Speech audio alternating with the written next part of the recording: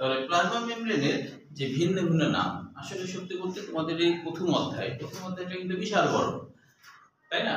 তো অন্যান্য অধ্যায় কিন্তু শেষ করতে 3-4 দিন করে লাগে, আর এই অধ্যায়টা শেষ করতে এখানে দেওয়া আছে 25টা ক্লাস নিয়ে শেষ করতে হবে। হ্যাঁ, এত বড়। এটা এত বড় করার কারণ হলো, যেমন মানুষ বলে না যে সূরা ফাতিহা না কোন সূরাকে যেন বলা হয়, সূরা ইখলাস না থাকে গোটা কোরআনের হলো কি যেন বলা হয় আর কি, মানে সংক্ষিপ্ত সারসংক্ষেপ না কি একটা। তো প্রথম অধ্যায়টা শিখলে আসলে গোটা অধ্যায়ে অনেকটা হয়ে যায় আর কি। প্রথম অধ্যায়ের মধ্যে এত কিছু আছে। তো এইটা তোমাদের টার্গেট হচ্ছে তোমাদের শেষ হবে সামনের মাসের 20-22 তারিখের মধ্যে প্রথম অধ্যায়। তারপর আমরা খুব ফাস্ট আগাতে পারবো, মানে তখন আর এত সময় লাগবে না, পরে এগুলো খুব তাড়াতাড়ি হয়ে যায়। যেমন কোষ বিভাজন 3 দিনেই শেষ হয়ে যায়, কোষ বিভাজন, তারপর কোষ রসায়ন 4 দিনে শেষ হয়ে যায়, এরকম মানে ওগুলো আবার খুব তাড়াতাড়ি হয়। এই অধ্যায়টাই অনেক বড়, এই অধ্যায়টাই আমাদের কি বেশি ভালো করে শিখতে হয়, কারণ এই অধ্যায় থেকে 2টা সৃজনশীল কোশ্চেন বোর্ড পরীক্ষায় আসে। এই অধ্যায় থেকে 2টা সৃজনশীল কোশ্চেন বোর্ড পরীক্ষায় আসে। এই কারণে এই অধ্যায়টা বাদ দেওয়ার কোনো সুযোগ নাই। যেমন তোমাদের 8টা ধরো কোশ্চেন থাকে, তার মধ্যে 5টা প্রথম অধ্যায় যদি 2টা হয়, এবং প্রথম অধ্যায় থেকে এমসিকিউ বেশি আসে। প্রথম অধ্যায় অনেক বড়, 72 পৃষ্ঠা, নতুন এডিশনে তো প্রায় 80 পৃষ্ঠা করছে এই অধ্যায়। প্রথম অধ্যায়টা এই কারণে একটু বেশ বড় এবং শিখতে হয় একটু ভালো করে। তাহলে আজকে আমাদের প্লাজমা মেমব্রেন, হ্যাঁ তুমি খাতা বের করো, আছে না? তো এটা একটু একে একে বুঝবো। তো প্লাজমা মেমব্রেনের অনেক নাম, এই নামগুলো সম্পর্কে আগে জানবো, যে কেন এরকম এরকম নাম হয়েছে সেটাও আমরা জানবো।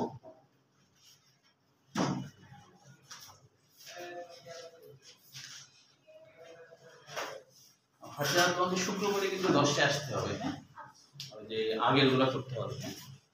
আচ্ছা, তো তারপরে দেখো কোচিলি, এর নাম হলো বায়োমেমব্রেন, যত নাম আছে ভিন্ন ভিন্ন সব বই মিলে আর কি। এই নামগুলো তোমরা একটু লেখো, এক জায়গায় করে থাকলে সুবিধা তোমাদের পড়তে আর কি। তারপরে বলা হয় হায়ালোমেমব্রেন,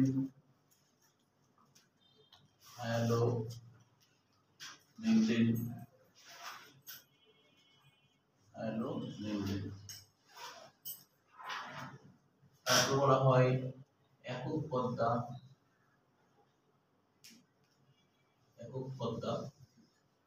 তারপরে ইউনিট মেমব্রেন,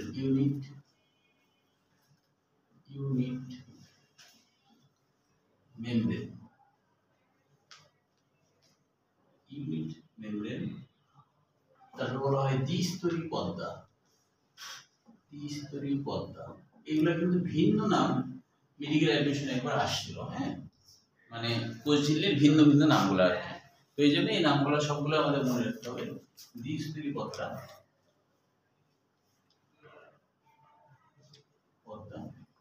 ফসফোলিপিড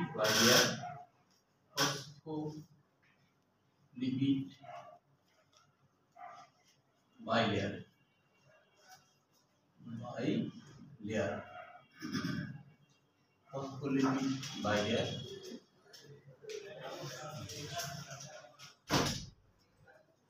তারপরে দেখো পঞ্চমী হলো এটা প্লাজমা মেমব্রেনের ভিন্ন ভিন্ন নামগুলো আগে লিখে ভালো খাতায়, হ্যাঁ, পরে আমরা বুঝবো।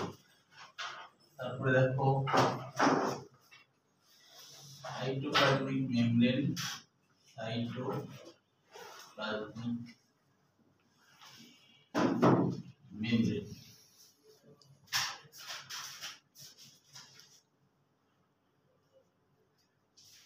তোমাদের কিন্তু মাথায় রাখতে হবে স্কুল আর ইন্টারমিডিয়েট তো এক না, তাই না?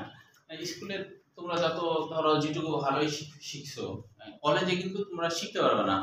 কলেজে ধরো 200 জন স্টুডেন্টের মধ্যে তুমি প্রশ্ন করতে পারবে না অতজনের মাঝে, তাই না? তো এই জন্য যা শেখার তোমার কিন্তু প্রাইভেটেই শিখতে হবে। প্রাইভেট মানে তো পার্সোনাল, তাই না? অল্প জনের মধ্যে এটাই হলো প্রাইভেট। কিন্তু যদি ধরো 200 জন হয়, অনেকে যদিও 200 জনের মধ্যে পড়ে, 250 জন পড়ায়, এটা আসলে ব্যবসা ছাড়া কিছুই না। শিখানো কিন্তু খুব কঠিন। অতজনের মাঝে তুমি কি প্রশ্ন করার সুযোগ মানে পাবা? মানে তুমি তো সবসময় সামনে বসতে পারবে না, তখন কিন্তু তোমার একটা ঝামেলা, তাই না? যা বলবে বলে গেল। তুমি কখনো অমনোযোগী হয়ে গেলে, বুঝতে পারো না বলে দাঁড়িয়ে দিয়ে বলবা যে আমি এটা বুঝতে পারি না, আবারও বোঝান, এটা বলাটাও একটা কঠিন ব্যাপার, তাই না? এই কারণেই হচ্ছে কলেজেও তুমি শিখতে পারবে না, কারণ কলেজেও তো অনেকজন, এক একটা ক্লাসে 200 জনের কম তো মানে রাজশাহী কোনো কলেজে হয় না, হ্যাঁ তাই না? আমার কলেজে ধরো 200 জনের কম তো হয় না। তো যার জন্য সেইখানে তুমি শিখবা এই আশা করো না, হ্যাঁ, যা শেখার তোমাকে প্রাইভেটে শিখতে হবে, তাই কি না? তুমি যদি কিছু বুঝতে না পারো, আমি তো তোমাকে বলেছি 24 ঘন্টা আমি তোমার পাশে আছি, 24 ঘন্টা, তুমি যে কোনো সময় বুঝতে পারবে না আমাকে মেসেঞ্জারে মেসেজে জানাবা এইটা একটু আরেকটু বুঝতে চাই, অথবা আমি রাত 8টার পরে ফ্রি থাকি, সেই সময় সরাসরি কল দিবা মেসেঞ্জারে, হোয়াটসঅ্যাপে, মোবাইলে, হ্যাঁ, যে এই জিনিসটা আমি বেসিক ক্লাস করছি কিন্তু তারপর মনে হচ্ছে আমার একটু ভুলে গেছি বা এরকম, তাহলে কিন্তু বিশ্বাস করো আমি খুবই খুশি হব। বুঝতে পারছো? তুমি যত ভুলে দেবা, তুমি যত আমাকে বলবে, আমি তত খুশি, কারণ আমি জানবো যে তুমি সিরিয়াস পড়াশোনার ব্যাপারে। তাহলে আমাকে প্রশ্ন যত করবা তত আমি খুশি হব, ঠিক আছে? আচ্ছা, তারপরে দেখো সংক্ষেপে সাইটোমেমব্রেনও বলা হয়। সাইটোমেমব্রেন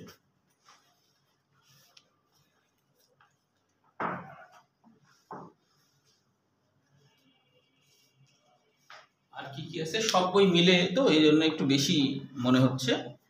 দেখি আর কিছু আছে কিনা। প্লাজমা আবরণী,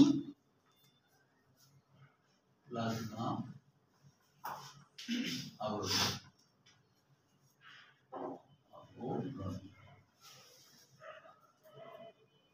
তারপর প্লাজমা মেমব্রেন আছে, প্লাজমা মেমব্রেন, প্লাজমা পর্দা, প্লাজমা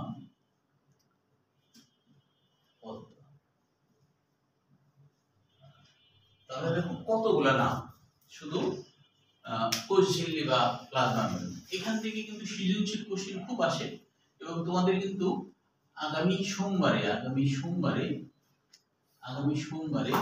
এই যে তোমার কোষঝিল্লি পর্যন্ত আজকে হয়ে যাবে না, এই কোষঝিল্লি পর্যন্ত একটা সৃজনশীল এবং এমসিকিউর একটা পরীক্ষা থাকবে। সেখানে কিন্তু কোষ প্রাচীরটা আর কোষঝিল্লি এই দুইটা সৃজনশীলের জন্য আগেই বলে দিলাম থাকবে, ঠিক আছে? এবং তোমরা যারা পিসি আছো তাদের তো শুক্রবার আমি কোষ প্রাচীরটা করিয়ে দিব, তাহলে তো তোমরা একটা পাস করবে, তাই না? তো এই কোষঝিল্লি পর্যন্ত পরীক্ষা, এই পরীক্ষাতে অবশ্যই যে ভালো করবে এরকম দুইজনকে আমি ফার্স্ট সেকেন্ড পুরস্কার দেব সোমবারে। এর কারণটা বলি, ওই যে প্র্যাকটিক্যাল পরীক্ষা নিতে যাওয়া আছে আমার, হ্যাঁ, প্র্যাকটিক্যাল পরীক্ষা হচ্ছে তো নিউ ডিগ্রি কলেজ, তারপরে কোর্ট কলেজ, এই দুইটা কলেজে পরীক্ষা নিতে যেতে হবে আমাকে, হ্যাঁ, প্র্যাকটিক্যাল পরীক্ষা নিতে যেতেই হয়, ওটা তো আমাদের ধরো নিয়ম আর কি, হ্যাঁ। তো সেই প্র্যাকটিক্যাল পরীক্ষা তো আবার সকাল 9টা থেকে 5টা পর্যন্ত হয়, হ্যাঁ, তাহলে তো আমি তোমার করতে পারবো না, তোমাদের ওই জন্যই আর কি সময় নষ্ট না করে পরীক্ষা রাখছি, ঠিক আছে? এই জন্য সোমবারে বললাম, আমি ধরো শনিবারে বলতাম বা আরো পরে বলতাম, তো ওই দিন পরীক্ষা হবে। আর তোমরা যারা যেমন ফারজানার তারপরে হচ্ছে যে সাবার একটু পিছায় আসো, তো তোমাদের হচ্ছে যে এর মধ্যে একটু রিডিংও করা হবে এমসিকিউর জন্য, এর মধ্যে কোথায় কোথায় সমস্যা ইন্ডিকেটও করতে পারবা। ও প্রথম থেকে কোষঝিল্লি পর্যন্ত একবারে প্রথম, হ্যাঁ, ফার্স্ট। তোমার নাম কি জানো? রৌশি। ও 50 মার্কে 50, হ্যাঁ, ঠিক আছে। আচ্ছা, তাহলে হচ্ছে তোমরা ভালো পরীক্ষা দেওয়ার চেষ্টা করবা। আচ্ছা, রৌশি তো তুমিও যেহেতু নতুন, ফারজানা নতুন, এই জন্য একটু বলি যে তোমাদের কিন্তু প্রতি শুক্রবারে এক্সট্রা ক্লাস হয়, তো প্রতি শুক্রবারে 10টায় আগের গুলা আর কি হবে, ঠিক আছে? কিছু দূর হয়ে গেছে সেটা আর কি রিকভার করতে হবে, স্বাভাবিক অবস্থা হবে, হ্যাঁ, ঠিক আছে। তো এখন হচ্ছে যে আমরা যখন কোর্সের বিকল্প একটা পরীক্ষা আছে যদিও সোমবারে, কিন্তু তোমরা নতুন হলেও দিবা, হ্যাঁ, এর মধ্যে আমি শুক্রবারে তো অনেকটা দেখা দেবো, আর আজকে আর কালকের মধ্যে এটা হয়ে যাবে। আচ্ছা রৌশি, তুমি খাতা বের করো। এবার দেখো আমরা একটু বুঝি যে এখান থেকে সৃজনশীল কোশ্চিন যেভাবে আসে, তোমাদের প্রত্যেকটা টপিক যেগুলো সৃজনশীলের জন্য, সেখান থেকে কেমন কেমন ধরনের উদ্দীপক হতে পারে সেই বিষয়টা ধারণা থাকতে হবে, হ্যাঁ। উদাহরণ দেবো স্যার, হ্যাঁ, ছবি না দেখালেও হবে, সমস্যা নেই। আমি দেখাচ্ছি যে এখান থেকে উদ্দীপক এরকম এসেছিল একবার, একটা হলো যে এক্স দিয়ে আর একটা হলো ওয়াই দিয়ে, এইভাবে আসছিল, হ্যাঁ। তো এখন যে এবার বলা হয়েছে গয়ে যে এক্স অংশের ভৌত গঠন বর্ণনা করো, তার মানে কোষ প্রাচীর, এটা তো বুঝতেই পারছি তাই না, কোষ প্রাচীর। তারপরে ওয়াই অংশের ভৌত গঠন বর্ণনা করো, তাহলে কোনটা, এই যে প্লাজমা মেমব্রেন বা কোষঝিল্লি, ঠিক আছে। এটা একটা উদ্দীপক। আর একটা উদ্দীপক এমন হতে পারে যে শিক্ষক ক্লাসে দুটি আবরণ নিয়ে আলোচনা করলেন, যার একটি জড় উপাদান দিয়ে গঠিত, আরেকটি সজীব উপাদান দিয়ে গঠিত। তাহলে তোমরা তো জানো যে জড় বলতে বোঝায় যার মধ্যে কোনো ক্রিয়া বিক্রিয়া ঘটে না, তাহলে এই কোষ প্রাচীরের মধ্যে কোনো ক্রিয়া বিক্রিয়া ঘটে না, তার মানে এটা জড়, ঠিক আছে। আর যার মধ্যে ক্রিয়া বিক্রিয়া ঘটে সেটাই হলো জীবিত বা জীবন, তাই না, জীবিত বা জীবন। আমরা জীবন বলি না, বা বায়োলজি বলি, তাই না, বায়ো মানে তো জীবন, জীব বা জীবন। আমরা যেটাকে বলি যে জীবন, সেটাকে সংক্ষেপে বলি জীব। জীব বলতে আসলে জীবনকে বোঝায়। জীবন মানে ক্রিয়া বিক্রিয়া, স্বতঃস্ফূর্ত ক্রিয়া বিক্রিয়া, এটাকে বলে জীবন, বুঝতে পারছো। ক্রিয়া বিক্রিয়া নাই, তুমি মরা, বুঝতে পারছো। যেমন মানুষ মারা যাওয়ার পরে কি হার্ট, লাংস সব কি বন্ধ হয়ে গেল না, তার মানে কি ও মরে গেছে। এখন দেখা যাচ্ছে মরে যাওয়ার পরও তার ক্রিয়া বিক্রিয়া কি চলবে কখনো? একটা মানুষ মনে করো মরে গেছে, তখন দেখা যাচ্ছে তারপরে হাউ দিচ্ছে ভরাত ভরাত করে, তাহলে তুমি ওটা কি ইয়ে হবে, ওটা কি হ্যাঁ মরা হবে? মরা হবে না তো, তাই কি না? তাহলে ক্রিয়া বিক্রিয়া চলবে না, এটা হলো। তাহলে কোষ প্রাচীরের মধ্যে কোনো ক্রিয়া বিক্রিয়া ঘটে না, কোষ প্রাচীরের মধ্যে কোনো ক্রিয়া বিক্রিয়া ঘটে না। আচ্ছা, আরেক রকম ভাবে উদ্দীপক আসতে পারে, সেটা হলো শিক্ষক দুটি আবরণ নিয়ে আলোচনা করলেন, যার একটি স্থিতিস্থাপক বিহীন, এবং অপরটি স্থিতিস্থাপক যুক্ত, ঠিক আছে। তাহলে যেটি স্থিতিস্থাপক বিহীন সেটা কিন্তু কি কোষ প্রাচীর। যেমন ধরো এই যে প্রাচীর, তাই না, এটার কি স্থিতিস্থাপকতা আছে? কিন্তু পিছনে যে পর্দা আছে ওটা কিন্তু স্থিতিস্থাপকতার মতো কিনা, টানলে চলে আসবে না, ছেড়ে দিলে আবার চলে যাবে কিনা। কিন্তু কোষ প্রাচীরকে তুমি টানলে কি চলে আসবে, আর ছেড়ে দিলে আবার চলে যাবে? এরকম তো হবে না। তাহলে কোষ প্রাচীর স্থিতিস্থাপকতা একবারে বিহীন, এই জন্য নাম প্রাচীর হয়েছে, ঠিক আছে। আর পর্দা মানে তো এই যে পর্দা, তাই না, পর্দাগুলো টানলে চলে আসে আবার, তাই না। তাহলে এইভাবে উদ্দীপক আসতে পারে। আবার উদ্দীপক আসতে পারে এইভাবে, আমি যেগুলো বলে দিচ্ছি সৃজনশীলের জন্য, বোর্ড পরীক্ষায় এর বাইরে তোমার হচ্ছে উদ্দীপক আসার কোনো সুযোগ নাই। আর তাছাড়া তোমরা হলো অবশ্যই ইয়ে নিয়ে নিবা, আমার সৃজনশীল নোটটা তোমরা নিয়ে নিবা। সৃজনশীল নোটে প্রচুর ইয়ে দেওয়া আছে, প্রচুর হলো উদ্দীপক সহ দেওয়া আছে, হ্যাঁ, এটা নিয়ে নিবা। আচ্ছা, তো আরেকটা আসতে পারে এরকম, দুটি আবরণ নিয়ে আলোচনা করলেন, একটি আবরণ সেলুলোজ জাতীয় উপাদান দিয়ে গঠিত, একটি আবরণ সেলুলোজ জাতীয় উপাদান দিয়ে গঠিত, সেলুলোজ জাতীয় উপাদান হলো কোষ প্রাচীর। আরেকটি ফসফোলিপিড দিয়ে গঠিত, সেটা কি কোষঝিল্লি ভিতরেরটা, ঠিক আছে। এর বাইরে আর কোনো তোমার ইয়া নাই, মানে উদ্দীপক হওয়ার মতো নাই, ঠিক আছে।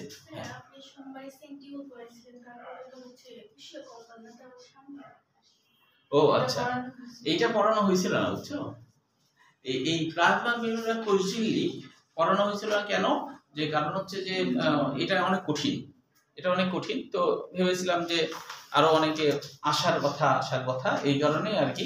আবার এখন এটা করাইছি কেন, এটা 2 দিনে শেষ হবে, এবং ওদের সোমবারে তো আমার পরীক্ষা দিতে যাওয়া আছে 2টা কলেজে আর কি, হ্যাঁ। তো ওই সোমবারে আমি থাকবো না, ওই জন্য এই 2টা হয়ে গেলে এই 2টার উপরেই কিন্তু পরীক্ষা। সৃজনশীল কোনটা, এই যে কোষ প্রাচীর কোষঝিল্লি, এর উপরে কিন্তু সৃজনশীল, এটা তো কমন পাচ্ছ। আর এমসিকিউ হলো যে তার উপরে তো আমি বেশি খুশি হব যে 2টা ক্লাস করে পরীক্ষা দিয়ে দেখা যায় ভালো করছো, তাহলে তো আমার বেশি ভালো লাগবে, তাই কি না।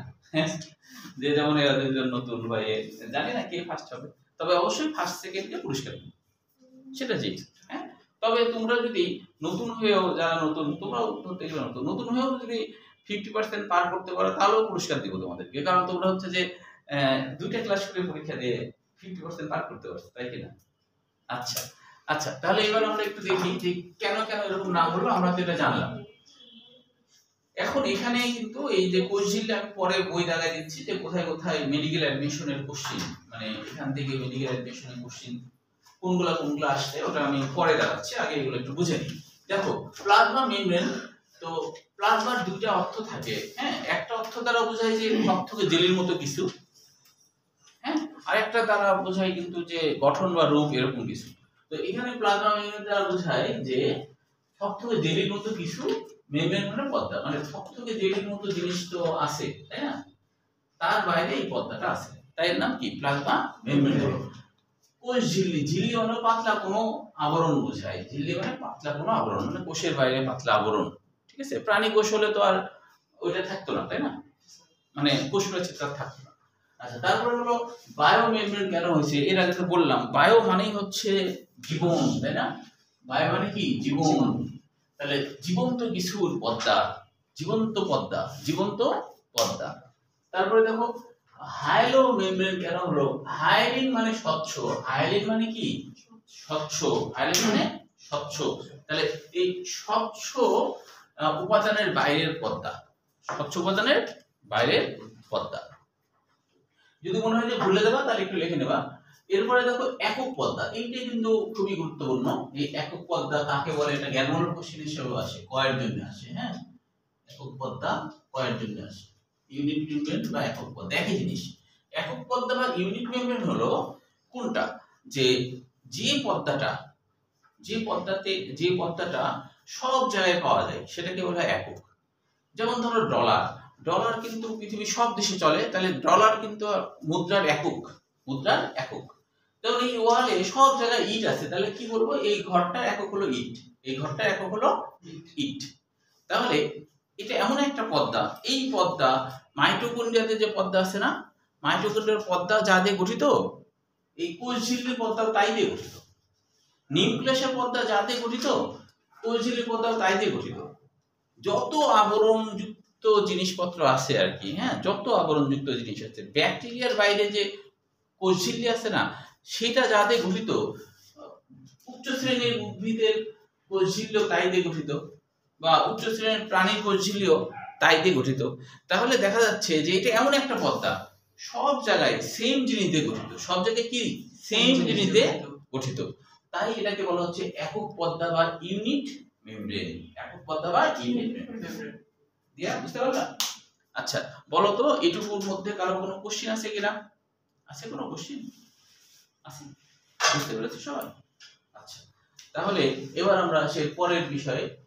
দ্বিস্তরী পর্দা নাম কেন হলো, যে এই পর্দা দেখা গেছে, তুমি যদি এটাকে বিশ্লেষণ করো তাহলে দেখবা যে ধরো এই পর্দাটাই আমি হচ্ছে একটু জুম করে দেখবো, মানে কি বড় করে দেখবো, তাহলে তুমি দেখবা এই পর্দাটা আসলে কেমন।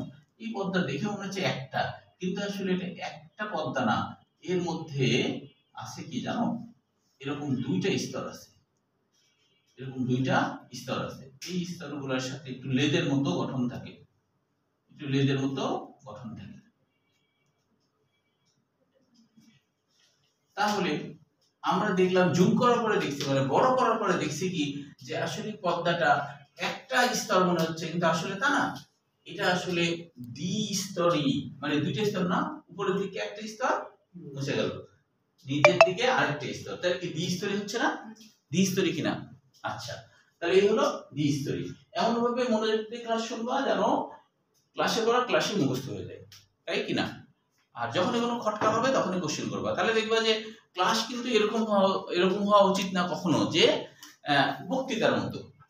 হ্যাঁ, তুমিও বলবা আমিও বলবো, এটাই হলো ক্লাস। এবং আমাদের ট্রেনিং এ, আমি যখন ঢাকায় ট্রেনিং করতে গেছিলাম মাস্টার ট্রেনার, তখন কিন্তু এটা বলেছিল আমাদেরকে যে ক্লাস হচ্ছে, ক্লাসে ইন্টারমিডিয়েট স্টুডেন্টদেরকে ক্লাস নেওয়ার সময় কখন এটা বলা যাবে না আজকে আমি তোমাদেরকে এটা পড়াবো, এটা বলাই যাবে না। কি বলতে হবে, আজকে আমি তোমাদের সাথে এই বিষয়ে আলোচনা করব।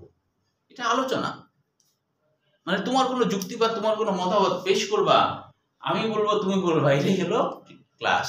বুঝতে পারছো কি, যে ধারণা করা হয় ইন্টারমিডিয়েটে পড়ে গেলে তার কিন্তু অনেক বুদ্ধি শুদ্ধি হয়ে যায়। দেখো না যে 16-17 বছরের ছেলেরা ফুটবল খেলে, মেয়েরাও তো খেলে, মেয়েরা তো বরঞ্চ আরো বেশি ভালো খেলে। বাংলাদেশে মেয়েরা কি ছেলেদের থেকে বেশি ভালো খেলে, তো এদের বয়স কি 16-17-18 এর মধ্যেই তো, তাহলে বুদ্ধি না থাকলে পারে? বাংলাদেশের ছেলেরা মনে হয় মেয়েদের সাথে ফুটবল খেলে পারবে না, আমার তাই মনে হয়। খেলা হোক, দেখো পারবে না, কারণ মেয়েদের র্যাঙ্কিং হলো 104 আর ছেলেদের র্যাঙ্কিং হলো 182 না 83 এরকম, তাহলে তো পারবে না, তাই কি না? ঠিক না? তবে অবশ্য হয়তো ছেলেরা একটু হাইট হইলে বড় দেখা যায়, ধাক্কা দিলে আবার পড়ে ফেলে যাবে, এটা একটা সমস্যা। কিন্তু ধাক্কা যদি না দেয় আর কি, তাহলে, তাই না? তাছাড়া স্বাভাবিক খেলা হলে পারবে না, ওরা খুব ভালো খেলা বুঝছে, আমি দেখছি ওই খেলা দেখি আর কি অনেক সময়, যে খুব সুন্দর পারে। আচ্ছা, তাহলে হচ্ছে যে দ্বিস্তরী গেল। ফসফোলিপিড বাইলার কেন এরকম নাম হয়েছে জানো? যে এই জিনিসগুলো হলো ফসফোলিপিড দিয়ে গঠিত। এখন ফসফোলিপিডটা একটু শেখার আছে, এটা একটু তোমরা একটু খাতায় লিখে নাও, কারণ এটা একটু বুঝতে হবে। তাহলে মূল জিনিসটা পড়ার সময় এই টপিকসটা কিন্তু তোমাদের 2 দিন লাগবে, হ্যাঁ, কারণ হচ্ছে এটা হলো একটু কঠিন, তাই একটু ধীরে স্থির ভাবে শিখতে হবে। তবে তোমরা কিন্তু এইটা কখনো ভাববা না যে এত ধীরে পড়লে কোথায় কোর্স শেষ হবে না, বিষয়টা তো তা না। কারণ আমি তো পড়াচ্ছি 22 বছর ধরে, আমার তো টার্গেট আছে প্রতি বছরে ফার্স্ট ইয়ার পরীক্ষা তোমাদের কলেজে হওয়ার 1 থেকে 1.5 মাস আগে ফার্স্ট ইয়ারের কোর্স কমপ্লিট, প্রতিবার তাই হয়। তো একই গতিতে আমি আগাচ্ছি, কিন্তু তারপরে এটা শেষ হবে, এটা কনফার্ম। বুঝতে পেরেছো? কাজে এটা নিয়ে তোমাদের টেনশন নেই, ঠিক আছে? যে মনে করো যে ক্রিকেট খেলতে যখন নামে, তখন সে যদি জানে যে এটা হলো টি20 খেলা, তাহলে কি সে ঢুকুস করবে? তাই কিনা? ও তো জানছে আমার উদ্দেশ্য কি, আমার কত তাই না? আবার যদি থাকে মনে করো যে সুপার ওভার থাকে না, আচ্ছা তখন কি একটা বলো কি ডিফেন্স দিবে একটা বল ডিফেন্স দিবে না, একেবারে খালি চালাবে নাকি? যেমন আমি মেডিকেল অ্যাডমিশনের ব্যাচ যখন পড়াই, হ্যাঁ, তখন ওটা তো 4 দিন করে পড়াই, হ্যাঁ, এবং 1.5 ঘন্টার পড়াই। কারণ কি, ওটা সময় লাগে, ওটা আমার 1.5 ঘন্টা পড়াতে হয়। কারণ ওটা হলো তোমার 1 ঘন্টা পরীক্ষা থেকে 8 ঘন্টা হলো সলভ, মানে বিগত সালে কেমন কিভাবে আসছে না আসছে এগুলো। এই জন্য দেখা যাচ্ছে যে ওখানে কিন্তু সময় আমার বেশি দিতে হয়, প্রতিদিন পরীক্ষা নিতে হয়। তো সেই জন্যই ওটা তোমাদের ভাবার বিষয় না, হ্যাঁ। ফসফোলিপিড বাইলারটা একটু বুঝার আছে। দেখো এই যে ফসফো আর লিপিড, তো এই ফসফো বলতে ফসফরিক অ্যাসিড, তাই না? এটা হলো ফসফরিক অ্যাসিড। আর এই যে লিপিড কিন্তু 2টা জিনিস দিয়ে গঠিত। এটা বোধহয় প্রথমের দিকে ছিল, তাই না? আচ্ছা, অনেক কিছু তো জানো না, একটু লিখি, তোমাদের মনে পড়ে যাবে। লিপিড 2টা জিনিস দিয়ে গঠিত, একটা হলো গ্লিসারল, এটা একটু তোমরা খাতায় লিখে নাও যাদের লেখা নাই। আরেকটা হলো ফ্যাটি অ্যাসিড,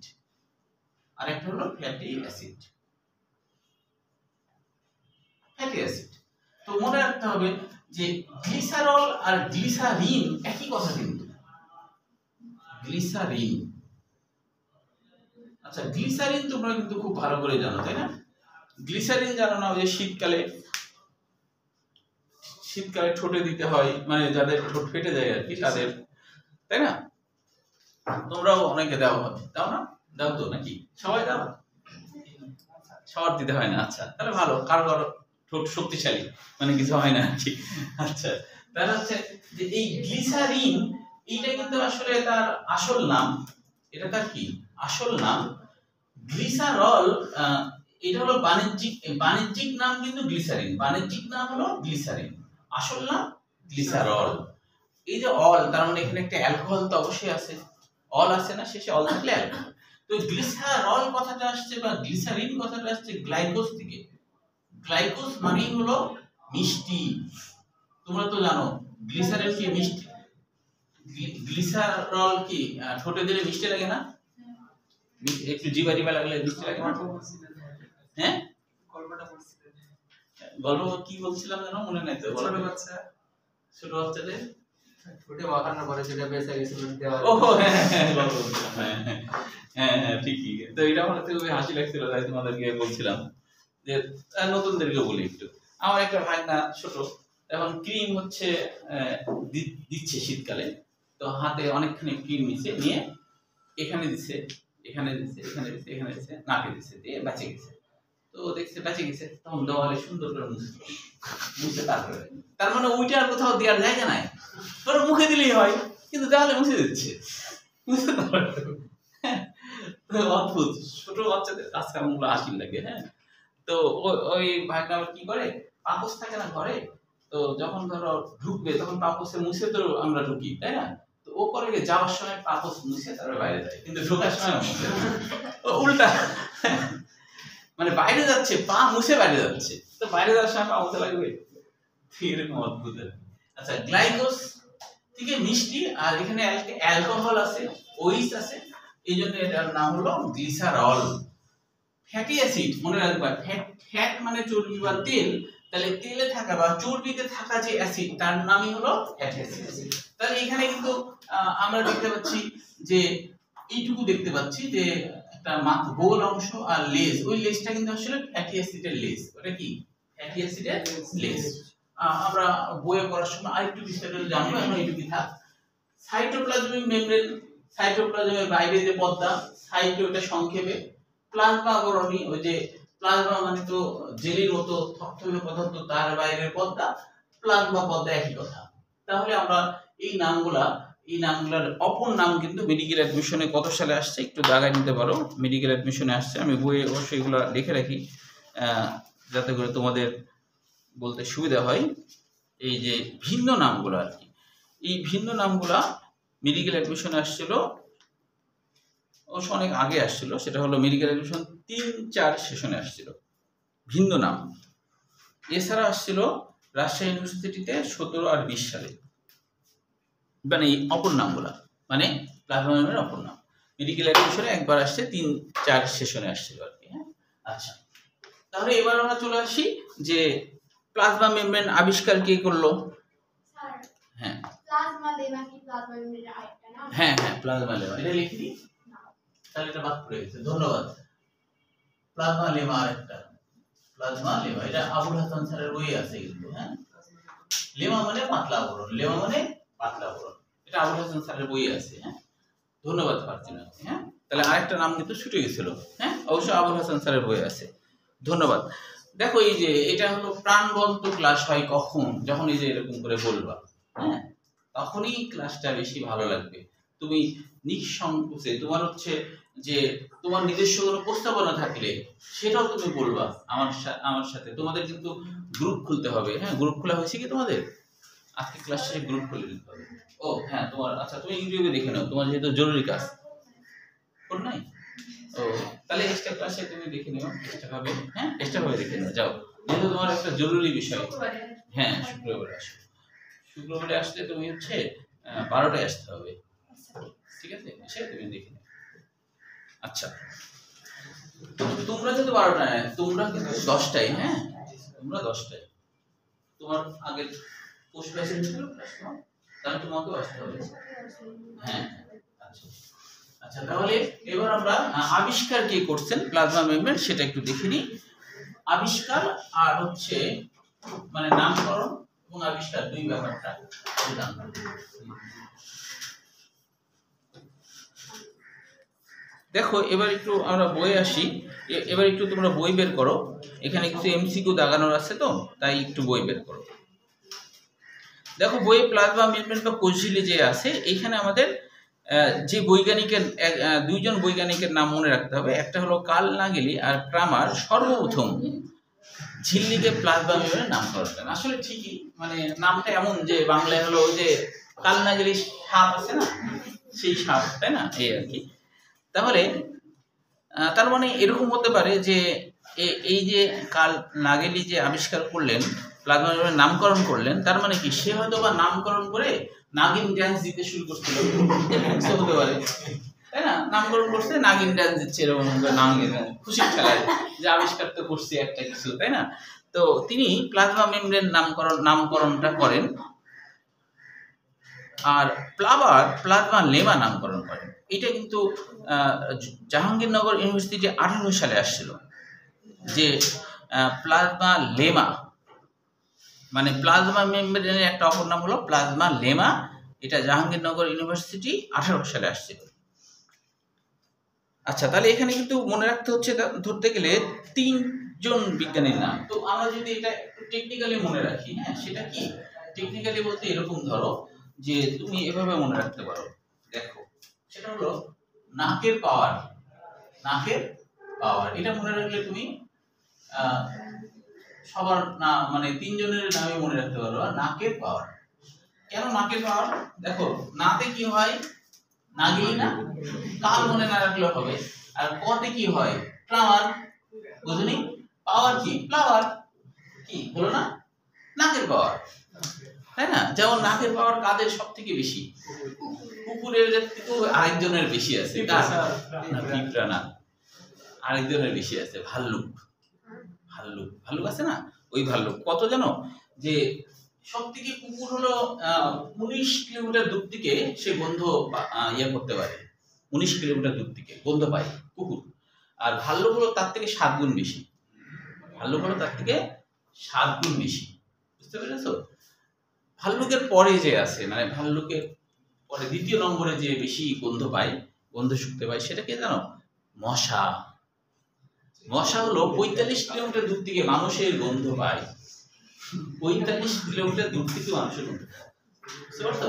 ধরো তুমি বনের মধ্যে গেছো, হ্যাঁ, তো বনের মধ্যে গেছো, 45 কিলোমিটার দূরে কোনো মশা আছে, ও গন্ধ পায় দেবে, ও তখন বলবে হাও মাও খাও, মানুষের গন্ধ খাও, হ্যাঁ, ও তখন উঠতে উঠতে চলে আসবে, মানে ততক্ষণে কিন্তু চলে যাবা যদি থাকো আর কি, হ্যাঁ, থাকো তাহলে ও কিন্তু চলে আসবে। তো মশারও কিন্তু এরকম, ওই জন্য দেখবা একটা ঘরে মশা নাই, তুমি এসে বসছো কিছু বলে কোথা থেকে মশা চলে আসছে। বিশেষ করে গায়ে যদি গরমকালে ঘাম থাকে, তাহলে ওদের কাছে পোলাও বিরিয়ানির মতো গন্ধ লাগে, তাড়াতাড়ি করে চলে আসবে, পোলাও বিরিয়ানির মতো গন্ধ লাগে, তাড়াতাড়ি করে চলে আসবে। ঘাম যদি থাকে ও ওখান থেকে ভালো সেন্ট পায়, মানে ওদের কাছে তো ইয়ে, তাই না? যেমন ধরো বিড়াল টিড়াল এরা পচা খাবার খায় না, আমরা পচা খাবার থেকে খারাপ গন্ধ পাই, ওরা আবার ওই পচা খাবার থেকে পোলাও বিরিয়ানির গন্ধ পায়, উল্টা কাহিনী, ওরা ওখান থেকে পোলাও বিরিয়ানির গন্ধ পায়। ভালো খাবার থেকে কি খারাপ গন্ধ পায়? হ্যাঁ, ওটাও তো খায়, ভালো খাবার থেকে তো খারাপ গন্ধ পায় না। হ্যাঁ, ভালো খাবার থেকে পায় না, যেমন পায়, যেমন ধরো ছাগল পায়, ছাগল তুমি মুরগির রোস্ট দাও ছাগলকে, খাবে? ও ভালো খাবার থেকেও খারাপ গন্ধ পাবে। তুমি একটা ছাগলকে তুমি যদি গরু, মুরগি, মাছ, এটা তো ভালো, তাই না? তুমি নাকের কাছে দাও, দেখো ও একবারে বমি করে ফেলবে, না বমি করবে না, মানে আর কি ওর কাছে খুবই খারাপ লাগবে, ও দেখবে মুখ ঘুরে দিবে। তার মানে কি ভালো খাবার থেকেও তো, তাই না? আবার তুমি বাঘকে যদি খুব সুন্দর করে পোলাও রান্না করে দাও, খাবে? ওর কাছে ওটার থেকে বাজে গন্ধ বের হবে, ওর বাজে গন্ধ বের হবে, ভালো গন্ধ বের হলে খাইতো তো, ভালো গন্ধ বের হলে খাইতো, ওর কাছে ওটা বাজে গন্ধ বের হবে, বুঝতে পারছো? তো মানে প্রত্যেকটা প্রাণীর আলাদা আলাদা, আমাদের তো আসলে 3 রকমের দাঁত আছে, তাই না? মানে তৃণভোজীর দাঁত আছে, মাংসাশী দাঁতে, যেটা মাংসাশী দাঁত, সব রকম আছে, যেন আমরা সবটাই ধরো খাই, এই আর কি।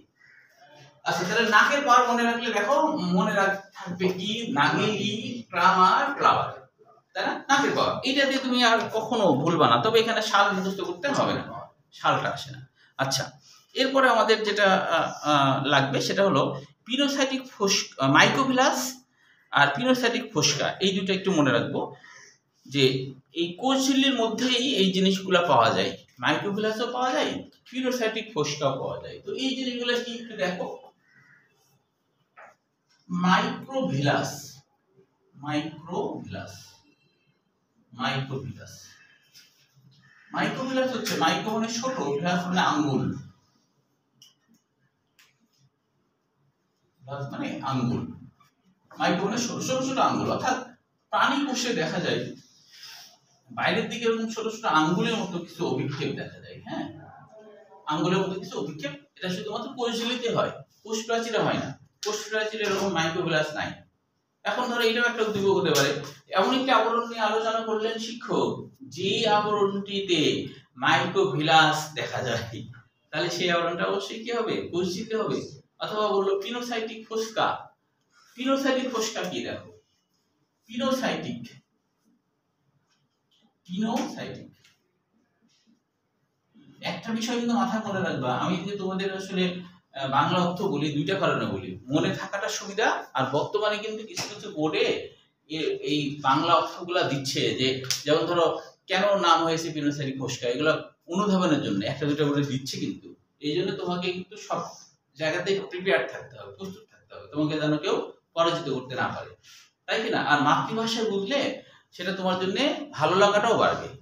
আর তুমি এমনি মুখস্থ করছো তাহলে তো ভালো লাগলো না, তুমি বাংলা অর্থটা জানলে তোমার সেটা ভালো। যেমন দেখো পিনো মানে কি, পিনো মানে পান করা, পিনো মানে পান করা, সাইটিক মানে হলো কোষ, একটা কোষের পান করার যে পদ্ধতি, পান করার পদ্ধতি মনে রাখবা, যে প্রাণী কোষের ক্ষেত্রে ভিতরের দিকে যদি ভাঁজ হয়, চিকন চিকন ভাঁজ ভিতরের দিকে হয়, তাহলে এটাকে পিনোসাইটিক বলা হবে।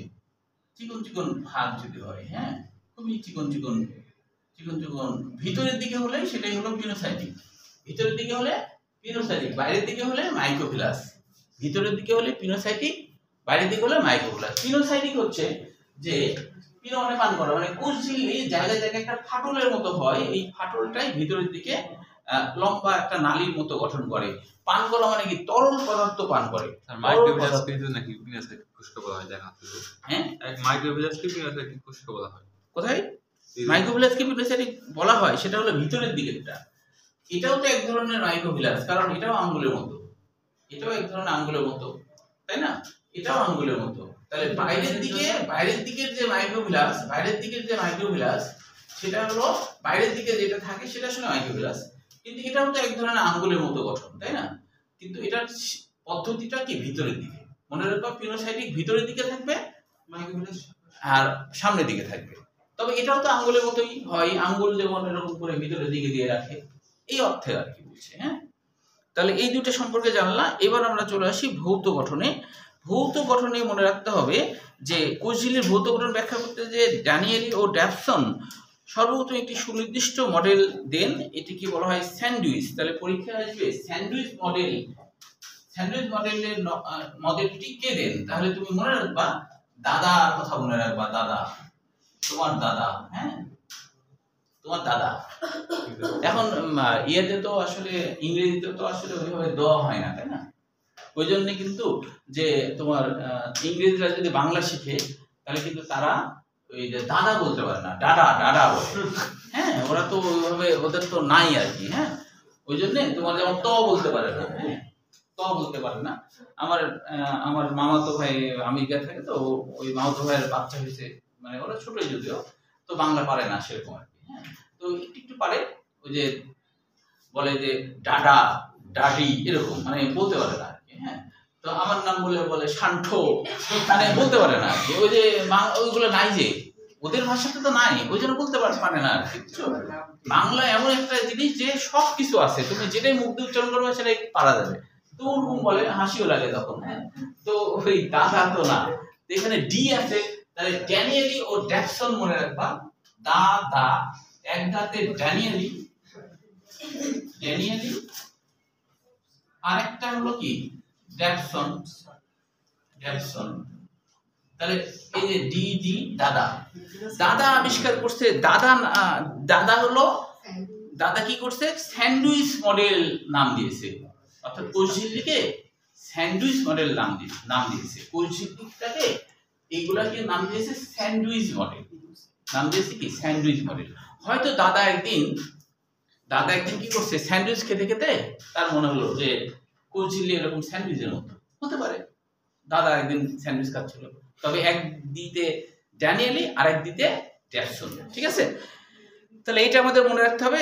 স্যান্ডউইচ মডেল নাম দেন আসলে দাদা, তাই না? এই এরপরে দেখো তাদের মতে, তারা যেটা বলছে, তাদের মতে ঝিল্লি দ্বিস্তর বিশিষ্ট, প্রতি স্তরে প্রোটিন এবং লিপিড উপস্তর আছে। তাদের মতটা কেমন সেটা একটু ছবি আঁকি, তাহলে বুঝবা। তবে এটা দুই রকম আছে, সেটা একটু দেখো। মাঝের বইয়ে জিনিসটাকে একটু অন্যভাবে দেখাইছে, সেটা একটু মনে রাখো জাস্ট, যে সেটা হলো দাদা যেটা বলছে, দাদা বলছে যে, মানে দাদা যেটা বলছে, দাদার কথাটাকে লিখি। হ্যাঁ, এটা হলো দাদার কথা।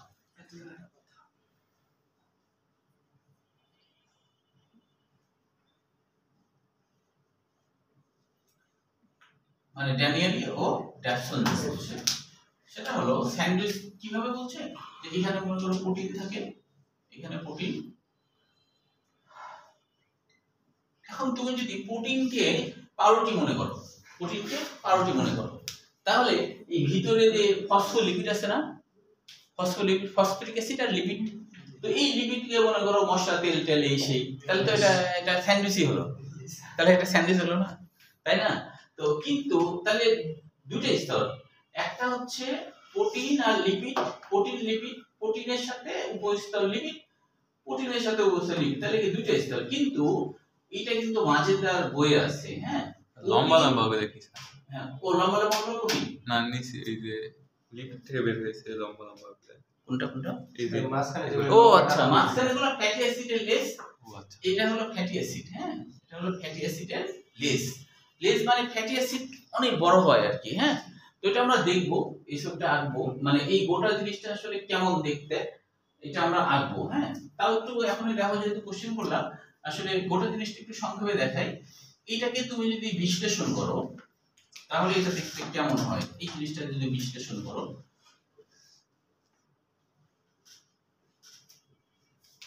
ধন্যবাদ অভিজিৎ যে তুমি। স্যার আমার অভিজিৎ নাম না, সৌভিক নাম। ও সৌভিক, সৌভিক, ও আচ্ছা আচ্ছা সৌভিক, সৌভিক, আচ্ছা। ও অভিজিৎ নামে একজন ছিল আর কি, ওইটাই আমার মাথায় সৌভিক। আচ্ছা, তাহলে এখন দেখো যে যেমন আমার একটা স্টুডেন্ট ছিল, ও এখন চট্টগ্রাম মেডিকেল কলেজে পড়ে, ফোর্থ ইয়ারে পড়ে, তো এখনো যোগাযোগ আছে। তো তো ওর নাম হলো অবান্তিকা গড়গড়িয়া, এটা ওর নাম। এখন এখন ও যখন প্রথম আমাকে নামটা বলছে, হ্যাঁ প্রথম যখন নামটা বলছে আর কি, আমি আর বুঝতে পারছি না। তো ও বলছে অবান্তিকা গড়গড়িয়া, আমি বলছি কি? তো আবার বলছে, আমি কাছে আসলাম, এবার ওরা তখন বলছে, তখন আমি বলছি যে, আমি তখন মনে করছি যে এটাই বোঝায়। আমি বলছি তখন অবান্তিক গড়গড়, না না না গড়গড় না, গড়গড়িয়া। আচ্ছা, আমার অবান্তিক না, অবান্তিকা। তো নামটা আমার কাছে খুবই আনকমন লাগছে আর কি। হ্যাঁ, তাই না? আনকমন না? তোমরা কি শুনছো এই নাম কখনো? হ্যাঁ শুনছো? গড়গড়িয়া শুনুনি? আচ্ছা, তুমি শুনছো? গড়গড়িয়াটা শুনুনি? আচ্ছা আচ্ছা। তাই বলছি যে তোমার ডাক নাম কি অবান্তিকা? বলছে না, আমার একটাই নাম অবান্তিকা গড়গড়িয়া। আমি জিজ্ঞেস করলাম যে আচ্ছা এরকম নাম কেন? তো বলছে যে এটা তো আমার দাদা রাখছে, আমি জানি না মানে কেন এটা আর কি গড়গড়িয়া। এখন হওয়ার সময় গড়াগড়ি করতেছিল, গড়গড়িয়া হলো কিনা। তো এই হলো ব্যাপার। তো দেখো এইটা হলো, এই জিনিসটা কিন্তু ফসফরিক অ্যাসিড, বা ফসফরিক অ্যাসিড যখন কারোর সাথে যুক্ত হয় তখন তার নাম হয়ে যায় ফসফেট মূলক। ফসফেট মূলক কারোর সাথে যখন যুক্ত হয় আর কি, তখন ফসফেট মূলক হয়ে যায়। হ্যাঁ, এরকম ফসফেট মূলক। তো আসলে এইটুকু অংশ তো লিপিড, এইটুকু অংশ লিপিড। লিপিডের তো দুইটা অংশ বলেছিলাম আগেই, লিপিডের দুইটা অংশ না, ওই যে একটা হচ্ছে গ্লিসারল, ফ্যাটি অ্যাসিড, তাই না? একটা গ্লিসারল আর একটা হলো ফ্যাটি অ্যাসিড। এটা তো আগেই লিখছো, তাই না? Fatty acid. তো এখন কথা হলো যে গ্লিসারল কোনটা? এই যে যেটা সবুজ কালারের, এইটা হলো গ্লিসারল। এই যে এটা হলো গ্লিসারল, এটা হচ্ছে গ্লিসারল। তাহলে লিপিড দুইটা দিতে, আর এইটা হলো সেই ফ্যাটি অ্যাসিড, এটা হলো ফ্যাটি অ্যাসিড, ফ্যাটি অ্যাসিড। ঠিক আছে? তো এইটাকে যদি আরো বিশ্লেষণ করো তাহলে তুমি দেখতে পাবা যে কেমন। আমি একটু সংক্ষেপে দেখাচ্ছি, পরে না হলে বিস্তারিত দেখাবো। গ্লিসারল দেখতে এরকম হয়, যেটা গ্লিসারল, মনে করো এই জিনিসটা গ্লিসারল। গ্লিসারল দেখতে কেমন? গ্লিসারল দেখতে কিন্তু এরকম।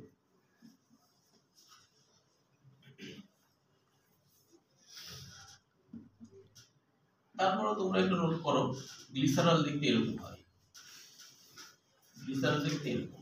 এখন ফ্যাটি অ্যাসিড দেখতে কেমন? ফ্যাটি অ্যাসিড কিন্তু এরকম দেখতে। ফ্যাটি অ্যাসিডে কার্বন, অনেক কার্বন থাকে। ফ্যাটি অ্যাসিডে অনেকগুলো কার্বন থাকে, 14 থেকে 36টা কার্বন থাকে। ফ্যাটি অ্যাসিডে 14 থেকে 36টা। তো দুইটা লেস, তো তাহলে এখানে একটা লেস। সবকিছু তুমি যত ডিপলি শিখবা তত তুমি মনে রাখতে পারবা, এবং তোমাকে কেউ পরাজিত করতে পারবে না। বুঝতে পারছো? আমার যারা মেডিকেল অ্যাডমিশনের ব্যাচে যারা পড়ে, তারা যারা যেমন গতবার 22 জনে 9 জন চান্স পাইছে, কিন্তু কেউই হলো এটা বলেনি যে বায়োলজিতে 30-এ 30 হয়নি, সবারই 30-এ 30 হয়েছে। তো সেরকম ডিপলি শিখলে তুমি কিন্তু 30-এ 30 পাবা বায়োলজিতে। 30-এ 30 মানে ও মানে মেডিকেলে বায়োলজিতে 30, আর হচ্ছে ফিজিক্সে 20, আর কেমিস্ট্রিতে হলো 25। এই আর কি। তারপরে হলো সাধারণ জ্ঞান 10, ইংরেজি 15, এই মিলে 100 মার্কের পরীক্ষা। একবারে হয় না, আর না একসাথে হবে।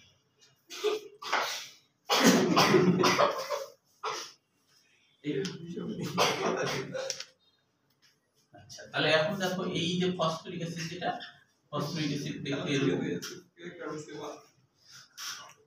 তাহলে তোমাদের কাছেও তাহলে গড়গড়িয়া নামটা নতুন। তাহলে আমি তো অবন্তিকা গড়গড়িয়াকে বলবো যে তোমার নাম শুনে যে তোমার ছোট ভাই বোনেরা হাসাহাসি করতেছে, না এটা বললে আমার মনে কষ্ট হবে, তাই না? এটা বলা যাবে, তাই কি না? মনে কষ্ট হবে না?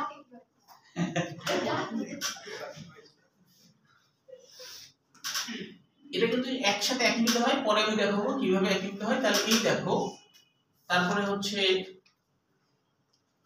এটা হলো এই গাড়ি, তাহলে হচ্ছে এর সাথে হলো এটা যুক্ত হয়ে আছে, আর তারপরে মনে করো এটা এইভাবে থাকে। এখন এই যে ছোট্ট জিনিসটা, অর্থাৎ কোনটা, এই যে এটাকে বড় করলাম এরকম দেখালো, আরো বড় করলাম এরকম, বুঝতে না বুঝলে একটু আমাকে বলো তো। আরেকবার বলি যে এই গোটা একটার নাম কি? ফসফোলিপিড। এই গোটা জিনিসটার নাম কি? ফসফোলিপিড। ফসফোলিপিড। তো ফসফোলিপিডকে তুমি যদি জুম করো, মানে বড় করো, তাহলে আমরা দেখব ফসফোলিপিডের এখানে একটা গ্লিসারল আছে, এখানে ফসফেট গুলো, এই হলো ফ্যাটি অ্যাসিড। এখন এটা আসলে দেখতে কেমন? এটা দেখতে আসলে কেমন যদি আমরা কেমিক্যালি দেখি, তাহলে কেমিক্যালি দেখলে দেখবো এটা হলো ফসফেট মূলক, এটা হলো গ্লিসারল, এটা হলো সেই এই যে লেস, এই যে দুইটা লেস না, একটা দুইটা, এখানে দেখো একটা দুইটা, দুইটা লেস না? জি স্যার, দুইটা লেস কিনা? তাহলে এই জিনিসটাই আমি বড় করে দেখাচ্ছি কেমিক্যালি, কেমিক্যাল ভাবে আসলে দেখতে কেমন, কেমিক্যাল গত ভাবে দেখতে কেমন। পঞ্চমী বুঝতে পারছো? এই এখন তো 55 বাজে। ও তাই, আচ্ছা, আর 2-1 মিনিট একটু লিখে দিচ্ছি সবাই, 2-1 মিনিট, 2-1 মিনিট করে ছেড়ে দিচ্ছি। আচ্ছা তুমি তাহলে যাও, আর 2-4 মিনিট একটু করাই দিই, 4টা বাজে। তোমরা থাকো, তোমাকে ওই যে 10 তুমি যখন স্টেট ক্লাস করতে আসবা তখন এটা দেখা যাবে। লেখা হয়েছে সবাই এটা? আচ্ছা আচ্ছা লেখো। রশিটা বুঝতে পারছো? তাহলে এই ফসফোলিপিডটাই বড় করলাম, তাই না? আচ্ছা তুমি বুঝতে পারছো? ও বুঝতে পারছো। আচ্ছা না তুমি বুঝতে পারছো? আচ্ছা তুমি বুঝতে পারছো? আচ্ছা তাহলে হচ্ছে যে এটা বড় করলে এরকম হয় আর কি। তাহলে এখন আমি যেটা বলছিলাম যে এখানে দুটো স্তর দেখানো হয়েছে, একটা প্রোটিন আর লিপিডের একটা স্তর, আর এখানেও প্রোটিন আর লিপিডের একটা স্তর, এই হিসাবে দুইটা, ঠিক আছে? কিন্তু মনে রাখবা মাজেদার বইয়ে, মাজেদা যে আরেকটা বই আছে, তো সেই বইয়ে কিন্তু এইভাবে দেখানো হয়েছে, এটা হলো প্রোটিন, এটা হলো লিপিড, না ওইভাবে না, যে এটা হলো প্রোটিন, এই দুইটা মিলে কি লিপিড, আর এটা হলো প্রোটিন। মাজেদার বই বলছে যে স্যান্ডউইচ মডেল যেটা, সেটা হলো প্রোটিন, লিপিড, প্রোটিন, তিনটা স্তর। মাজেদার বই তিনটা স্তর বলা আছে, এটা একটু মনে রাখবা আর কি। না দ্বিস্তরে না বলে বলছে তিনটা স্তর, কারণ হলো একটা প্রোটিনের স্তর, মাঝে লিপিড, প্রোটিন, ঠিক আছে? এই আর একজন সম্পর্কে আমরা জানবো, সেটা হলো এরপরে আরেকজন বিজ্ঞানী, যার নাম হলো গটার ও গ্রিন্ডেল। গটার ও গ্রিন্ডেল, জি জি মনে রাখতে হবে, জি জি মনে রাখতে হবে, যেমন আমাকে বলেন উত্তরে জি জি জি জি জি। গটার ও গ্রিন্ডেল, গটার ও গ্রিন্ডেল, এখানে একটু আবুল হাসান স্যারের বই লিখে রাখো যে এখানে লেখা আছে ফসফোলিপিড বাইলেয়ার, এই জায়গায় কিন্তু হবে গটার ও গ্রিন্ডেল, এইটা কিন্তু এই বই নাই, মাজেদার বই আছে। গটার ও গ্রিন্ডেল কোনটা? যেটা হলো এরকম শুধুমাত্র ফসফোলিপিড দিয়ে গঠিত, এটাকে বলা হয় গটার ও গ্রিন্ডেল, শুধু ফসফোলিপিড দিয়ে গঠিত, শুধু ফসফোলিপিড দিয়ে গঠিত, শুধু ফসফোলিপিড দিয়ে গঠিত। এটা নামকরণ করেছেন গটার ও গ্রিন্ডেল, গ্রিন্ডেল। তো এটা মাজেদার বই আছে। গটার ও গ্রিন্ডেল কি বলছে? এটা হলো শুধু ফসফোলিপিড দিয়ে গঠিত, প্রোটিন মোটিন আছে এটা বলেনি, প্রোটিন প্রোটিন আছে এটা বলেনি। এই বৈজ্ঞানিক বলছে এটা হলো ফসফোলিপিড, এটা হলো শুধু ফসফোলিপিড দিয়ে গঠিত, ফসফোলিপিড দিয়ে গঠিত।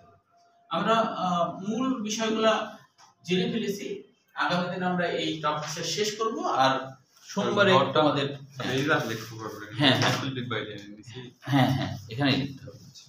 ফসফোলিপিড বাইলেয়ার যেটা আছে না, সেটা হলো গটার আর গ্রিন্ডেল, গটার আর ইন্ডিয়ান, বুঝতে পেরেছো? তো তাহলে হচ্ছে যে তোমরা হচ্ছে এখন থেকে একটু পড়তে থাকো আগের গুলা, আর কারো কোনো সমস্যা থাকলে এক্সট্রা ক্লাসে 10টায় তো আসবেই, তোমরা তো আসবেই। হ্যাঁ, তাহলে রোশি 10টার সময় আসতে পারবে? 10টায় দিয়েছে? তাহলে তুমি 12টায় যাবে। হ্যাঁ, 12টায় যাবে, অথবা তুমি যদি 9:30 করো তাও হয়। আচ্ছা, আমাকে তাহলে তুমি ফোন দিয়ে একটু লাগাও, তোমার নাম্বার আছে তো? আছে। আচ্ছা, তো তুমি কোন সময় এক্সট্রা ক্লাস করতে পারো? এমনি বুঝতে পারছো তো?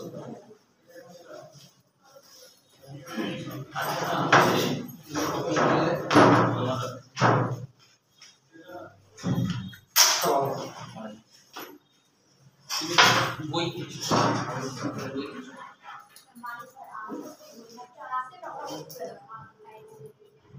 স্যার, তুমি 10টায় স্যার বারোটায় আসো।